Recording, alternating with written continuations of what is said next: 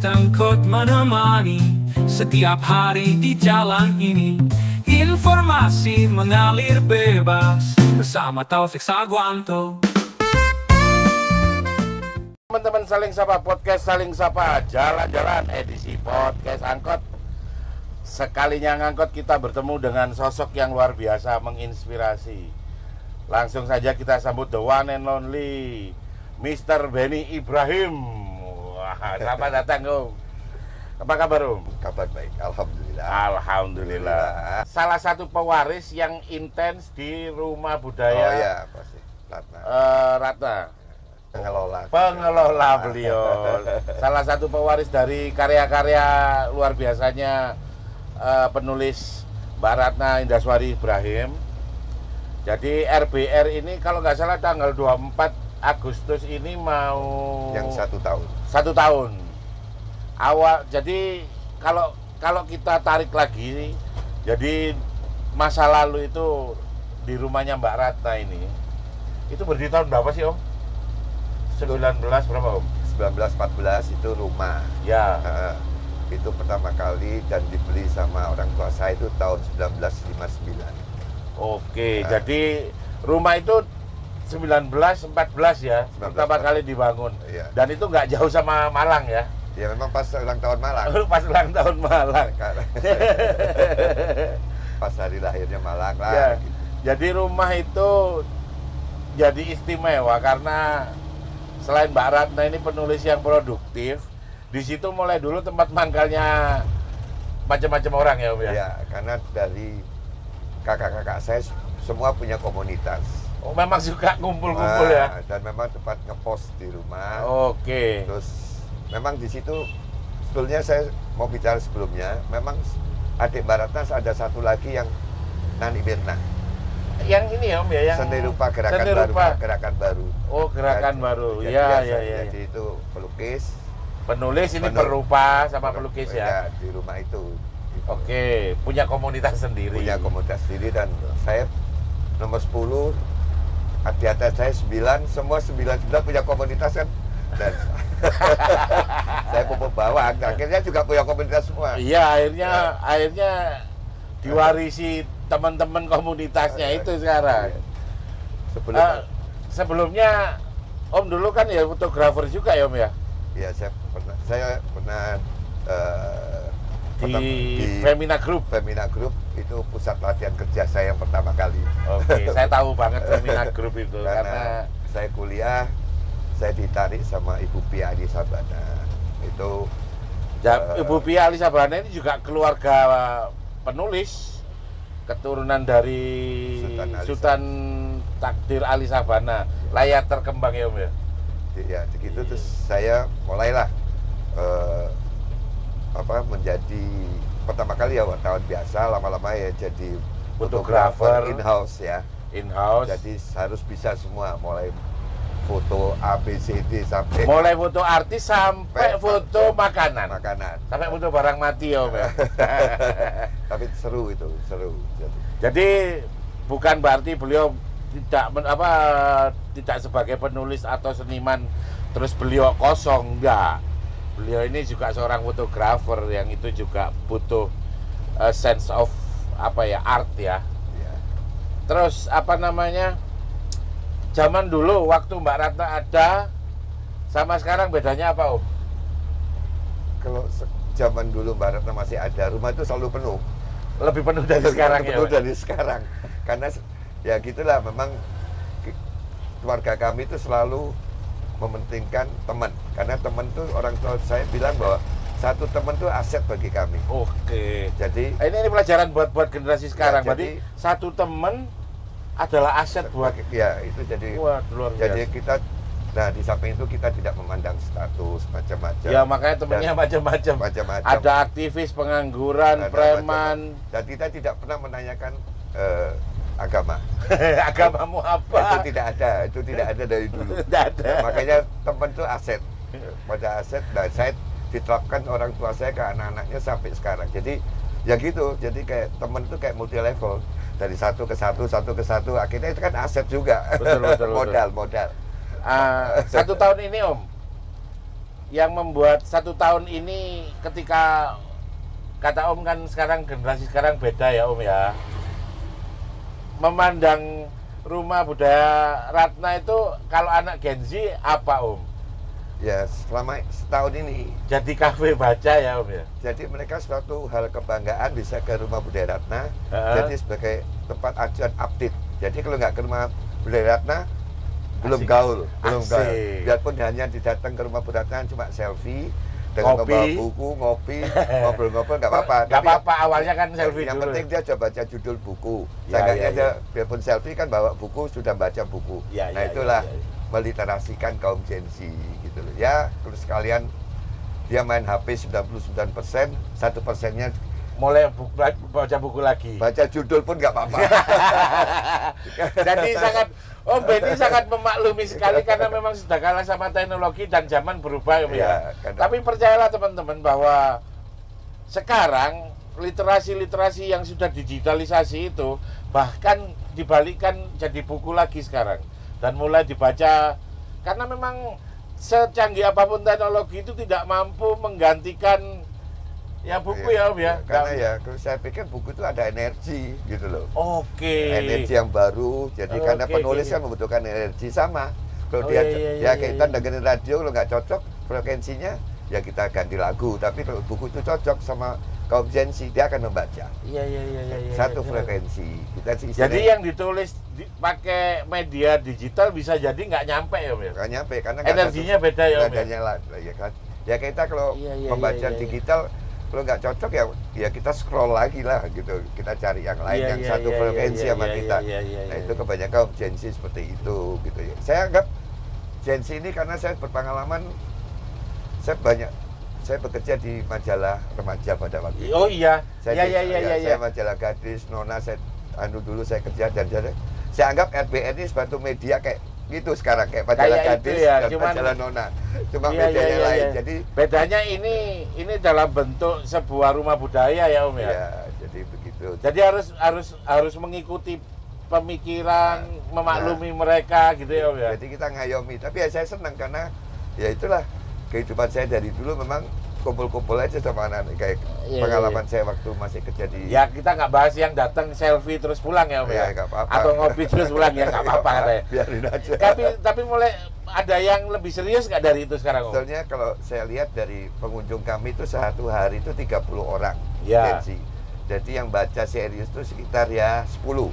10% masih. Ya 10 orang lah. Yang Oh 20 iya yang 20 ya. cuman ngopi aja lah. Ngopi, selfie, buat post konten. Oh bangga udah masuk di TikTok. Makanya TikTok kita ribuan followers udah bosen kita mau lihat Tapi aja. nggak butuh itu Om ya. Sebenarnya balik kita mencintai literasi ya.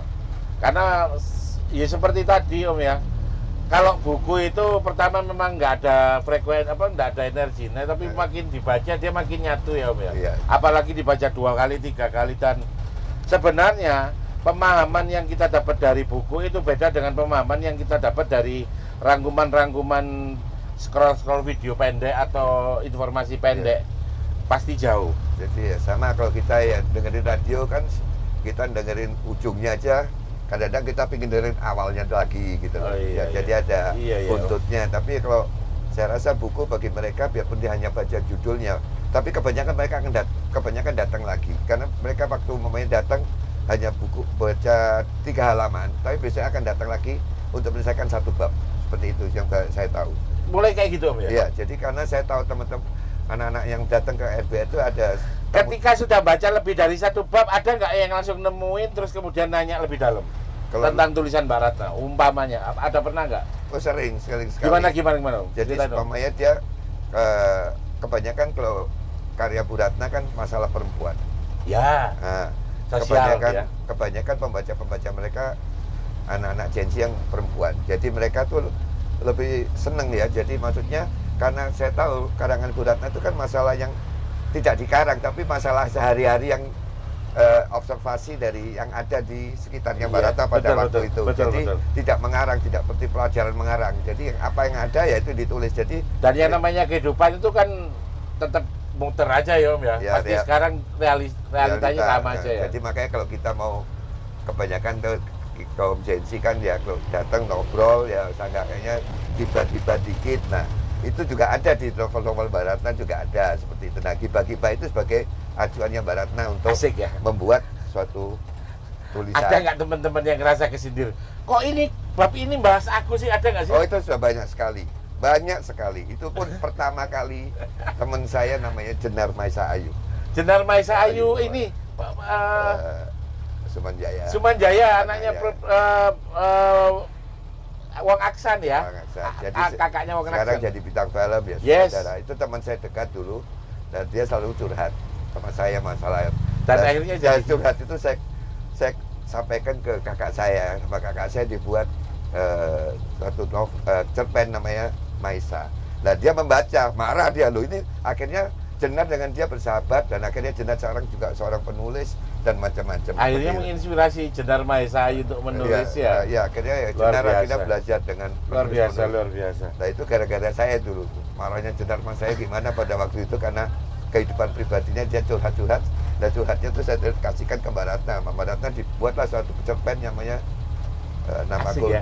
Nasala. Itu Asik ya. akhirnya Jenar marah sama saya tapi dia akhirnya belajar. Dia Tapi belajar kan nulis. asik ya sebenarnya ketika itu ditulis bukan untuk digibah, Nah, bukan untuk dibuat bahan gibahan. nah, Itu kan akhirnya seorang ini kan tahu perspektifnya orang ya, ya, Om, ya. ya, jadi seenggaknya ya itulah Mbak Ratna yang selalu banyak teman-teman datang kalau dia punya sesuatu masalah akhirnya tidak mau berbicara dengan Mbak Ratna. Ada yang takut ya, Om, ya. Takut. Seperti Jadi, itu. Terus sekarang nganggeplah sekarang sederhananya nyebut kafe literasi ya, kafe buku gitu. Om dianggap segitu sama anak-anak Gen Z nggak apa-apa.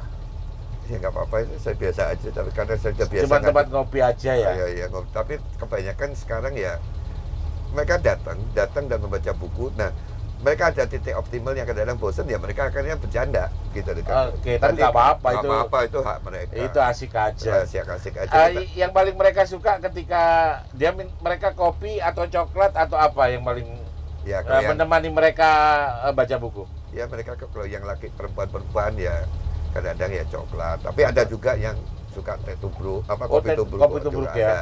Nah, tapi itu kan hanya kalau minuman itu hanya sebagai pendamping Asik. daripada mereka baca. Ada buku. yang mulai request makanan berat nggak sih? Memang kita nggak menyediakan makanan berat. Ada mereka, tapi karena saya takut nanti rusak bukunya kalau makan terus kena sapi. Iya ya juga ya. Jadi Karena kita lebih baik memang. Tapi kita welcome lah ke mereka. Mereka masa at home di rumah kami. Dan mereka santai gitu, tidak ada larangan, tidak ada menaruh tas kayak di perpustakaan. Oh, tas harus taruh di depan. Iya, nggak ada. Itu nggak ada. Kita nggak ada. Kita mereka biar ngerasa kayak di rumah aja. ya, sekarang memberi kesadaran pada mereka. Karena Iya, iya, kesadaran itu penting. Jadi ya saya namanya kesadaran untuk mereka membaca, disiplin atau apa, dan untuk apa maksudnya dengan kesadaran itu dia jangan membaca satu buku dia bisa menaruh kembali dan nanti supaya teman yang lain bisa membaca. Keren. Kesadaran Ada itu. teman-teman yang Gen Z yang mulai naruh buku kesukaan mereka nggak di situ? Itu sering. Itu yang kadang-kadang saya anggap mereka kadang-kadang membaca di rumah terus dilanjutkan di rumah RBN mungkin sudah selesai ditaruh di tempat saya. Jadi Oke. kadang-kadang Jadi bertambah ya sekarang bertambah. ya? Jadi memang kita kan juga terima donasi. Kadang-kadang Oke. Jensi itu Teman-teman ini informasi juga dari RBR bahwa Rumah Budaya Ratna bahwa terima donasi buku biar buku kamu yang mungkin dianggap bahwa itu bermanfaat banget supaya bisa di-share ya ke teman-teman yang lain. Mereka kadang nugas ya? nugas banyak, nugas Nugas sambil baca buku kadang. nugas bagus. Kadang-kadang nugas selesai boring dia baca buku. Oke. Mereka punya tim sendiri komunitas diskusi. Iya. Diskusi buat tugas akhir macam-macam. Iya, Kan iya. berhenti nih 2 jam baca buku seperti itu. Asik. Jadi mereka berilah kebebasan karena gimana ya kalau kita nggak beri kebebasan pada teman-teman anak-anak Gen Z kan kita tuh jangan banyak peraturan lah.